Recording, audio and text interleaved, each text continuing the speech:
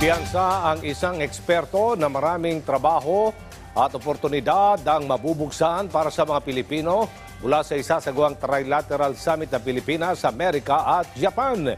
Yan ang ulat ni Melalas Moras.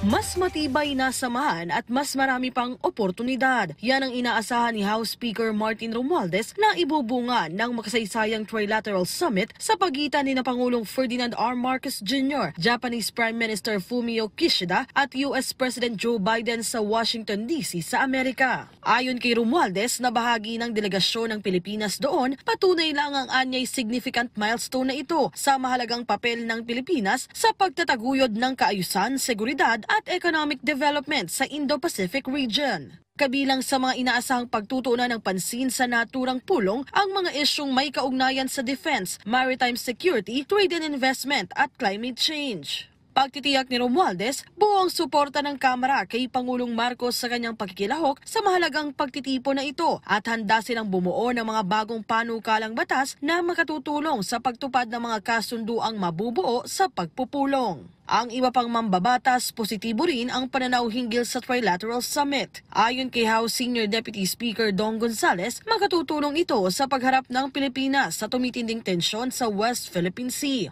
Sang-ayon din dyan si House Majority Leader Manix Dalipe na naniniwalang mahalaga ang freedom of navigation hindi lang sa pagpapanatili ng seguridad kundi maging sa usaping pangkalakalan. Sa isang panayam naman sa bagong Pilipinas ngayon, iginiit ng political analyst na si Professor Renato de Castro na bukod sa pagpapalakas ng ating national at economic security, isa sa pinakamainam na maidudulot ng Trilateral Summit ay ang pagbubukas ng mas maraming trabaho at oportunidad para sa mga Pilipino. Hindi lang ho ordinaryong trabaho, kundi talagang quality job, no? Kasi kasama rin ho dyan, hindi lang ho sa trabaho, yung pagte-train ho ng ating mga mamamayan para maka-actively participate ho tayo sa tinatawag natin digital economy and of course yung production ng high-end semiconductor chips.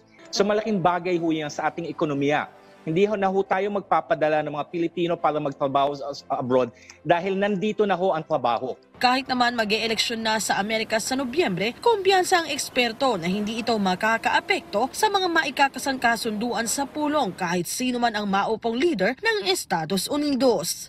Sa Amerika, meron silang tinatawag na bipartisan consensus. No, lalo na sa aspeto ng American foreign policy ho dito sa Indo-Pacific. Kumbaga, ang consensus nila, dapat natin tulungan yung mga bansa sa Indo-Pacific region na of course hinaharap po ang pananakop at panggigipito ng China. So pagsalarangan ho niyan, I think I'm confident na meron hong continuity when it comes to issues like this po.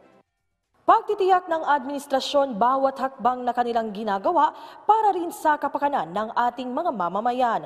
Melalas Moras para sa Pambansang TV sa Bagong Pilipinas.